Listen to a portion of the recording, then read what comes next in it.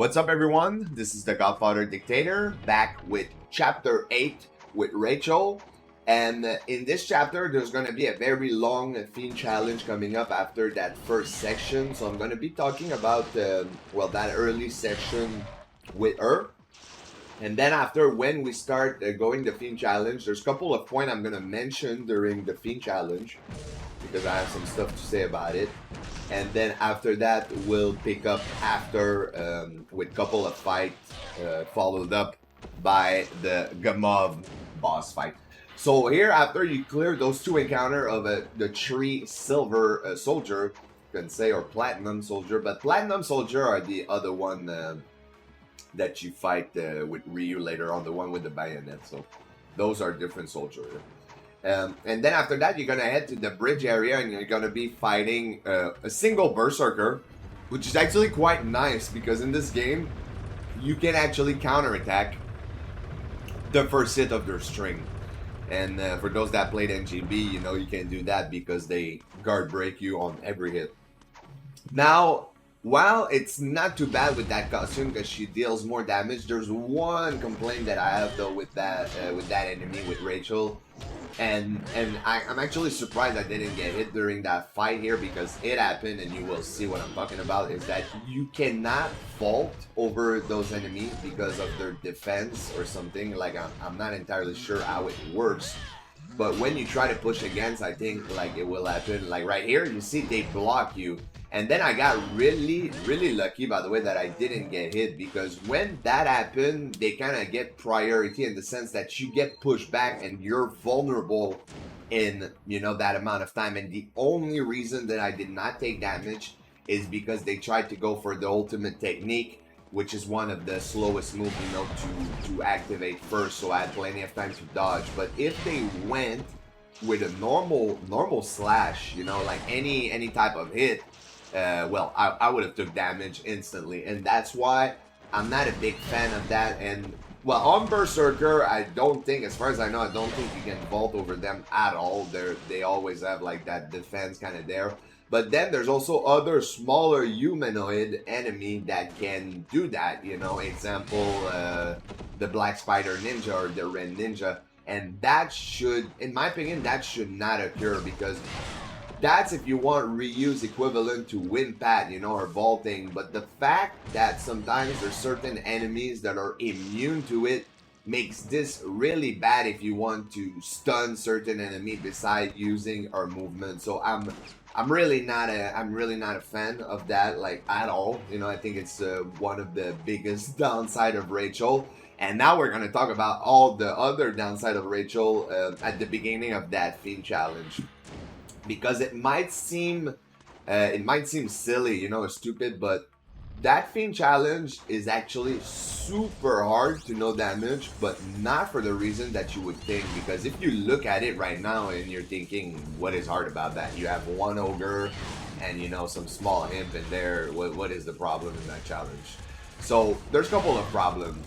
First of all, there's the problem where if you go too much on the side of this area here, and I mean, that's not new in Sigma, mind you, but when you reach near walls and such, the camera will sometimes go pretty crazy, which can put you in shitty situation because the ogre, has extended range on his club, and they can hit from pretty damn far. So if, you don't know exactly where they are in that moment, that can put you in a, very bad situation. After this, and those are some of the biggest complaints I have with Rachel, because I mentioned that a little bit, I think, in her first chapter, but here the problem is much more apparent, is that her AoE for her move is absolutely terrible. Like, terrible in the sense that you will sometimes have 3 enemies around you. You will be doing an ultimate technique releasing, and sometimes you will not even kill one. Sometimes you will kill one, and it's extremely unreliable. Like, here is an example. You see there was 3 enemies around me, I hit 2, and the third hit, like, went past by me like it was nothing. And he did it again, and that happens I don't know how many times. So as much as I don't want to complain about Rachel, it really shows though how lazy they were with the design of her AoE, because the impact seemed much bigger, yet it only hits in front of her. After this, the other thing that is really bad, really bad, and if she didn't have that, actually, even with terrible AoE, she could be good, but she doesn't have it, and that makes it, for real, that makes it really bad, is that a recovery, you know, when you're done with a UT, Ryu pretty much has the iframe until he sheath the weapon, you know, on his back again, if you want. Well, for Rachel, it's not like that. As soon as you're done with that UT, that's it. Like your iframe or whatever that you have during the UT, they're gone.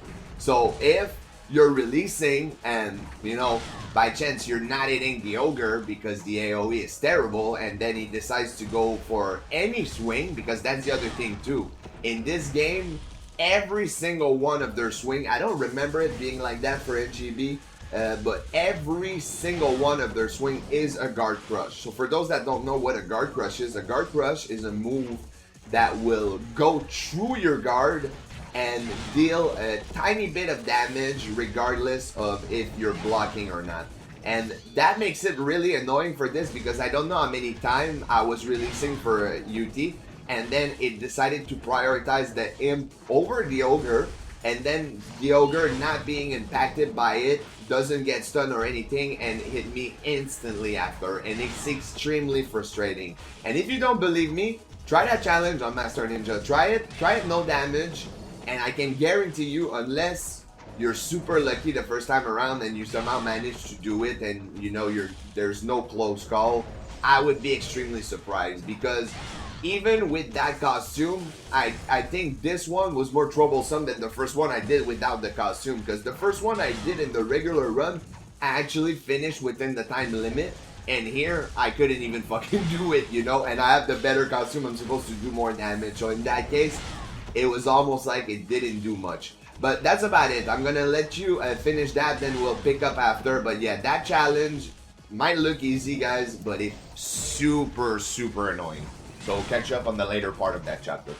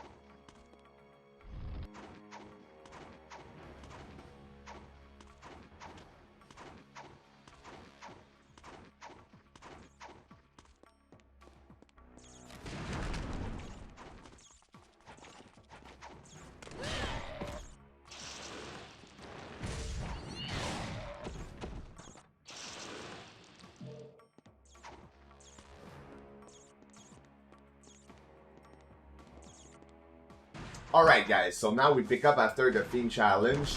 So I'm gonna kill that guy here to get his extra essence, and then after that I'm gonna use that essence on that next section right over here. So now if you're wondering also why did I do that Fiend challenge, well I mean you did see that it gives me a spirit of the devil, but you know some people might be thinking why do you need that, because I didn't do a commentary on my first run, so then there might be some people wondering why I did certain things. Because to be honest, if you could avoid doing those Fiend challenge, you know, and do the twin sister no damage, I would have gone for it. You know, it wouldn't even have been a question. It's just if you don't have that amount of Nimpo, that fight is pretty much impossible to do no damage. Especially that if you check at my regular run of the no damage of the twin sister, you know, you can see that I'm out of Nimpo at the end when I down Nietzsche or Nikkei, you know. So with that in mind, it just shows you that you need a lot of Nimpo to be able to cancel out certain of those attacks that they do. Because it's simple like that, guys, okay? These two, they kick Ryu's ass together. And Ryu is designed to fight them. Rachel isn't. So imagine, you know, what happened when when a character that's not made to fight this try to fight these two bosses together. She's not made at all to fight those bosses. And because of that, you need the extra Nimpo. So here I went to refill at the shop. So I did a couple of extra encounter here. I went to refill at the shop. I get also the earring of fortune, which we're not gonna even use.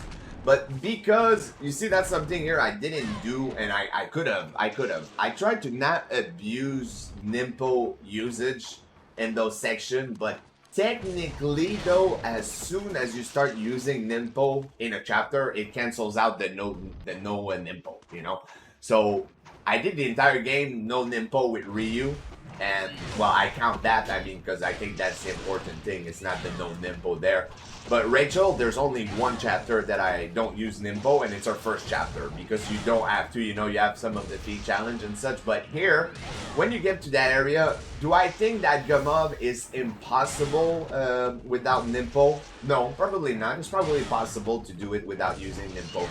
Do I really want to bother and put the time for this? No, because it's not a boss that is interesting by any means to do that.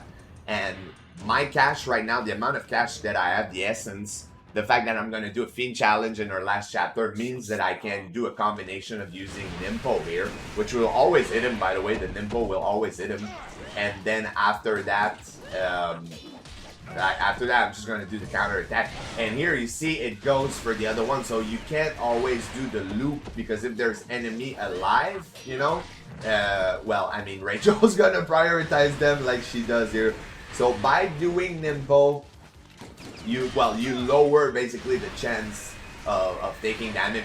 And if you want, technically you could spam him, you know, you could spam the Nimpo, it wouldn't matter. You could use your entire Nimpo to kill him if you want to. There's absolutely nothing wrong with that. You don't have to do the fight like I did. And that's it for chapter 8. I hope you guys enjoyed that chapter as usual, and I will catch you up on another Ryu's chapter, which will be the Alma chapter. Take care, everyone. Peace out.